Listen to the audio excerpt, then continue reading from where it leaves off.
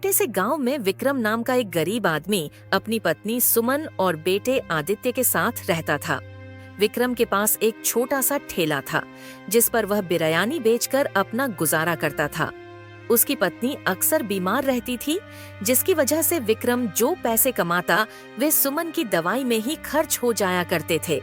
इस कारण घर की स्थिति काफी खराब थी। एक दिन विक्रम गांव के चौराहे पर बिरयानी बेच रहा था। विक्रम का दोस्त राजेश भी उसके पास खड़ा था और बोला, और सुना विक्रम, क्या हाल है? कुछ खास नहीं, बस जैसे तैसे करके घर का गुजारा कर रहा हूँ। वे दोनों बातें कर ही रहे थे कि तभी विक्रम का बेटा आदित्य नंगे पैर दौड़ता हुआ अपने पिता विक्रम के पास आता है। पिताजी, जल्दी चलिए, अचानक माँ की तबीयत बहुत खराब हो गई है। अरे ये क्या कह रहा है बेटा? सुबह तो वह बिल्कुल ठीक थी। चल जल्दी चलते हैं। राजेश, जरा ठेले का ध्यान रखना। मैं जाकर देखता हूँ कि सुमन को क्या हुआ है। ठीक है विक्रम। विक्रम घबराकर घर की ओर दौड़ता है। घर के अंदर पहुंचते ही वह देखता है कि उसकी पत्नी सुमन चारपाई पर बेजान पड़ी होती है। उसके माथे पर गीली पट्टी रखी हुई थी। विक्रम, आदित्य का ध्यान रखना। मेरी जिंदगी का अब कोई भरोसा नहीं है। नहीं सुमन, ऐसा मत कह। तू जल्द ठीक हो जाएगी। मैं वैद्य को बुलाता हूँ। विक्रम दौड़ते हुए गांव के वैद्य के पास जाता है। वैद्य जी विक्रम के साथ लौटते हैं। विक्रम, इसकी हालत बहुत नाजुक है। इसे तुरंत दवाई की जरूरत है, लेकिन ये दवाइयां सिर्फ शहर में मिलेंगी। शहर? लेकिन वहां जाने में 4 घंटे लगेंगे और मेरे पास तो पैसे भी नहीं हैं। विक्रम, कुछ भी कर, पर देर मत कर। तुझे अपनी पत्नी की जान बचानी है। विक्रम एक पल भी देरी किए बिना दौड़ता है और अपनी पुरानी बैलगाड़ी में सुमन को लेकर शहर की ओर चल पड़ता है। आदित्य भी अपने पिता के साथ बैठ जाता है। गांव की कच्ची सड़क, रास्ते में जंगल और उबड़ खाबड़ रास्ता था। बैलगाड़ी धीरे धीरे चल रही थी। सुमन की सांसें धीमी होती जा रही थीं। आदित्य घबराकर अपनी माँ का हाथ पकड़ लेता है और तभी रास्ते में सुमन की मौत हो जाती है। गांव में एम्बुलेंस न होने के कारण अगर वह सही टाइम पर अस्पताल पहुंच जाते तो सुमन की मौत नहीं होती। इसके बाद वे सुमन को लेकर घर की ओर चल पड़ते हैं। जब वे गांव पहुंचते हैं तभी गांव वाले सुमन की यह दुखद खबर सुनकर वहां इकट्ठा हो जाते हैं। माँ, बड़ा होकर गरीबों के लिए कुछ करूंगा। जो लोग अमीर होकर गरीबों को ठुकरा देते हैं, मैं उनके लिए इंसाफ करूंगा। गांव के बड़े बुजुर्ग आदित्य की बात सुनकर उसे गले लगाते हैं। आदित्य की आंखों में माँ की यादें और संघर्ष का संकल्प साफ दिखाई देता है। कुछ सालों बाद सुमन की मृत्यु के बाद विक्रम टूट चुका था। उसने ठेला अपने दोस्त राजेश को बेच दिया था, लेकिन अब खेतों में मेहनत करते करते उसकी कमर झुक गई थी। कर्ज का बोझ बढ़ता जा रहा था। आदित्य अब 18 साल का हो चुका था। वह भी पिता के साथ खेतों में काम करने लगा था। बारिश हो रही थी, लेकिन दोनों कीचड़ में भी काम कर रहे थे। विक्रम हल चला रहा था। आदित्य भी उसके साथ खेत में लगा हुआ था।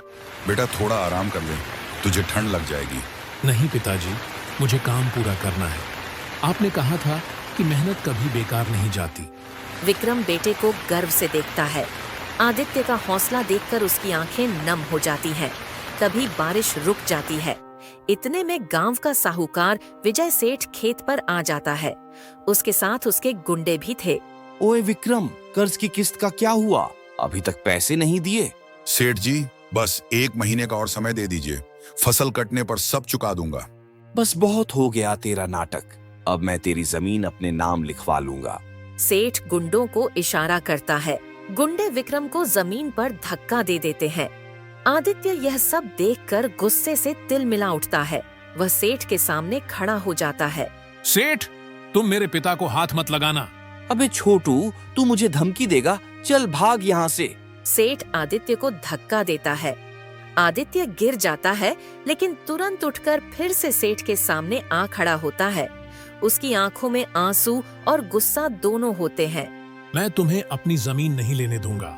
तभी गांव का मुखिया वहां से गुजर रहा होता है। वह यह सब देखकर वहां पहुंचता है। विजय सेठ, ये तुम क्या कर रहे हो?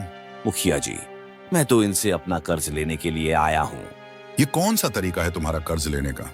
इस प्रकार लोगों को मारकर कर्ज लिया जाता है। मुखिया जी, इसके लिए मैं माफी चाहता हूँ, पर आप ही बताइए, 2 साल हो गए, इसने आज तक मेरा कर्ज देने का नाम नहीं लिया। मुखिया जी, मुझे बस अपना उधार चाहिए। मुखिया जी, आप तो जानते हैं कि मैं किन परिस्थितियों से गुजरा हूं। मैंने सेठ विजय का कर्ज देने से कभी मना नहीं किया। बस मुझे थोड़ा और समय दे दीजिए, मैं जल्द ही कर्ज चुका दूंगा।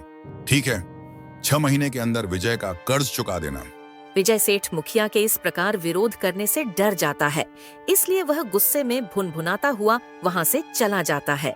वह दिन में खेतों में काम करता और रात को दिए की रोशनी में पढ़ाई करता।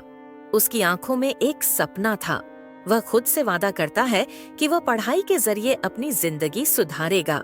उसकी आंखों में माँ का सपना और पिता के लिए सम्मान साफ झलक रहा था। आदित्य एक छोटी सी झोपड़ी में रहता था। वहां सिर्फ एक पुरानी चारपाई और एक दिया था। वह दिए की धीमी रोशनी में देर रात तक पढ़ाई करता। उसकी आंखों में नींद होती, लेकिन उसका सपना उसे सोने नहीं देता। मुझे मेहनत करनी ही होगी, पिताजी का सपना पूरा करना है। भगवान, मुझे हिम्मत देना ताकि मैं अपने पिता का सपना पूरा कर सकूं। धीरे धीरे वह प्रतियोगी परीक्षाओं की तैयारी करने लगा। कई सालों की मेहनत के बाद आदित्य एक बड़ी सरकारी नौकरी की परीक्षा देकर कुछ दिन बाद आदित्य अपनी झोपड़ी के बाहर बैठा हुआ था। उसकी आंखें सूजी हुई थीं, क्योंकि वह रात भर जागकर तैयारी करता था। तभी एक डाकिया उसके पास आता है और उसे एक लिफाफा देता है। वह कांपते हाथों से लिफाफा खोलता है। उसकी आंखें चमक उठती हैं। आदित्य का उस नौकरी में चयन हो गया था। उसकी मेहनत रंग लाई थी। वाह, मैंने कर दिखाया, पिताजी का सपना पूरा हो गया। 2 महीने बाद आदित्य बड़ी गाड़ी में बैठकर गांव लौटता है। वह अब एक सरकारी अधिकारी बन चुका था। गांव वाले उसे देखकर हैरान रह जाते हैं। विक्रम, जो अब बूढ़ा हो गया था, बेटे को देखकर अपने आंसू रोक नहीं पाता। बेटा, तू सच में मेरा आदित्य है। तूने अपना वादा पूरा कर दिया। गांव वाले आदित्य की सफलता से बहुत खुश थे। विजय सेठ, जो कभी आदित्य का अपमान करता था, अब उससे हाथ जोड़कर माफी मांगता है। आदित्य, मुझे माफ कर दो, मैंने तुम्हारे साथ बहुत बुरा किया। माफ करना तो इंसानियत का धर्म है, लेकिन गरीबों का अपमान मत करना। किस्मत कभी भी पलट सकती है। आदित्य अब गांव के लिए काम करने लगा था। उसने गांव में एक अस्पताल बनवाया, जिससे लोगों को मुफ्त इलाज मिलने लगा। ये कहानी यहीं पर खत्म हो जाती है। वीडियो पसंद आए तो वीडियो को लाइक करें और चैनल को सब्सक्राइब जरूर करें।